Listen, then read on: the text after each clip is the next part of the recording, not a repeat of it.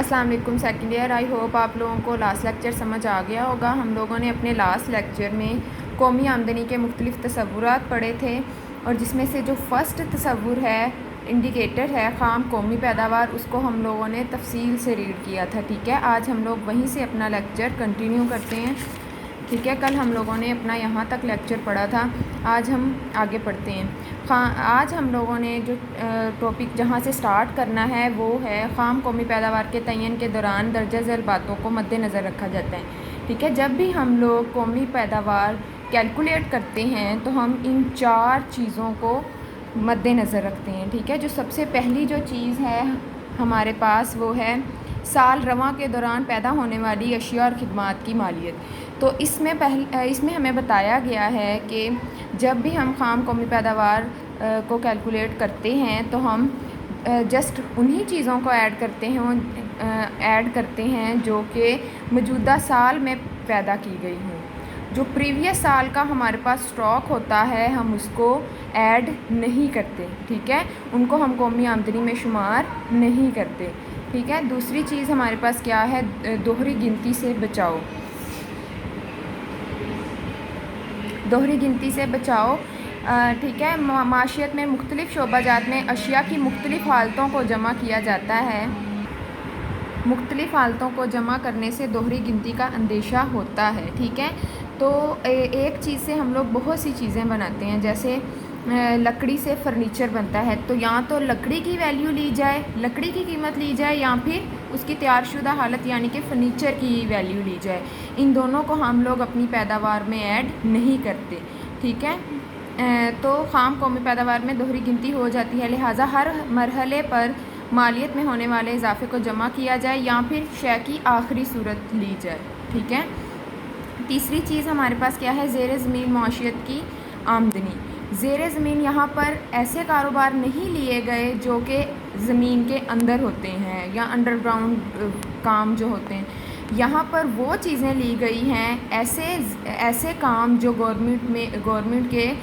Government से register शुदा ना हो, इल्लीगल काम।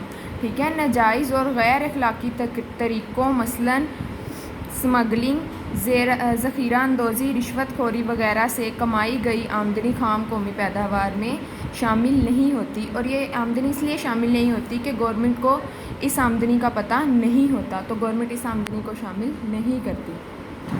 हमारे पास जो फोर्थ डिफ़िकल्टी है वो है बिला मुआवज़ा खिदमात। हमारे मुल्क में हर कंट्री में ऐसी बहुत सी बिला मुआवज़ा खिदमात होती हैं जो कि कौमी पैदावार में शामिल नहीं होती या फिर होने से रह जाती हैं। ठीक है, इसकी एग्ज़ाम्पल है, जैसे मिसाल के तौर पर अगर डॉक्टर अपने घर वालों का इलाज करे या फिर एक टीचर अपने बच्चों को पढ़ाए तो उसके लिए वो मुआवज़ा नहीं लेता। इसकी एग्ज़ाम्पल ये है कि अगर वो कोई टीचर खुद अपने बच्चों को ना पढ़ाए और वो उनको पढ़ाने के पैसे दे तो ये चीज़ मुआशियत के अमल में आती है। इसी तरह अगर डॉक्टर जिस टाइम में वो अपने बच्चों का इलाज करता है या अपने घर वालों का इलाज करता है, उसी टाइम में अगर वो बाहर किसी का इलाज करेगा तो वो उससे फ़ीस वसूल करेगा। ठीक है, और ये इकनॉमिक एक्टिविटी में शुमार होगा, लेकिन ये जो है ये इकनॉमिक एक्टिविटी में शामिल होने से रह जाती है। ठीक है, तो ये थी वो 4 डिफ़िकल्टीज़ जो कि कौमी पैदावार को कैलकुलेट करते हुए सामने आती हैं। ठीक है, अब हम पढ़ते हैं अपना दूसरा इंडिकेटर। जो हमारा नेक्स्ट इंडिकेटर है वो है खालिस कौमी पैदावार। ठीक है, नेट नेशनल प्रोडक्ट, नेट का वर्ड यहाँ पर आ जाता है।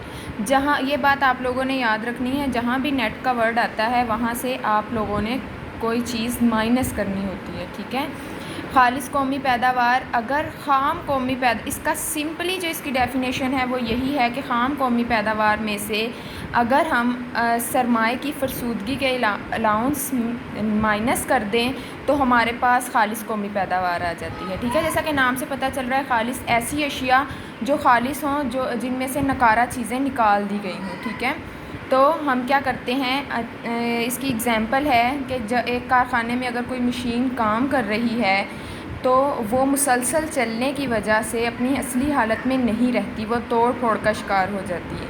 ठीक है, तो उसको चालू हालत में रखने के लिए हर साल अपनी आमदनी का कुछ हिस्सा उसके लिए उस मशीन की मरम्मत के लिए अलग किया जाता है, ठीक है। तो वो जब हम अपनी टोटल आमदनी में से उस चीज़ को माइनस कर देते हैं तो हमारे पास क्या आती है, खालिस कौमी पैदावार, ठीक है।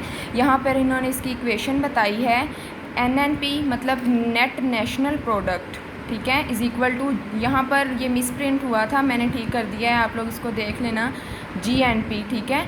GNP minus depreciation allowance. Depreciation allowance क्या है, यहाँ पर इन्होंने इसकी डेफिनेशन दी है और मैंने भी आप लोगों को बता दिया है, ठीक है। तो डेप्रिसिएशन अलाउंस को माइनस कर दिया जाए तो हमारे पास नेट नेशनल प्रोडक्ट आ जाता है, ठीक है।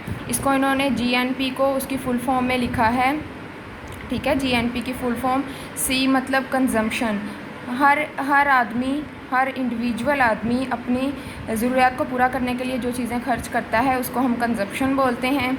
और ये हर इंडिविजुअल अपनी इन्वेस्टमेंट जो किसी भी कारोबार में करता है उसको हम IG से डिनोट करते हैं।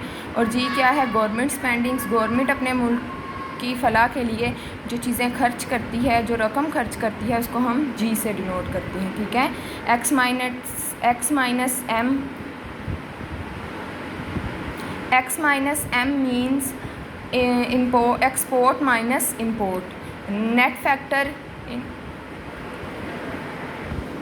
NFI means net factor incomes, ठीक है, बाहर से आने वाली आमदनी और बाहर जाने वाली आमदनी, माइनस डेप्रिसिएशन अलाउंस, और इसमें से माइनस कर देंगे तो हमारे पास NNP की इक्वेशन आ जाती है, ठीक है। मैंने कल भी बताया था और मैं आज भी बता रही हूँ कि इनके साथ ये इक्वेशन लिखना ज़रूरी होता है, ठीक है। आज हमारा लेक्चर यहीं तक था, आप लोगों ने इसको अच्छे से रीड करना है और इसके चैप्टर के लास्ट में जो शॉर्ट क्वेश्चंस हैं इनसे रिलेटेड, जितना आज हमने पढ़ा है उनसे रिलेटेड वो आपने रीड करने हैं और प्रिपेयर करने हैं, ठीक है। तो आप लोग इसको अच्छे से रीड करना, अगर कुछ मुश्किल हुई तो मुझे बताना। अल्लाह हाफ़िज़।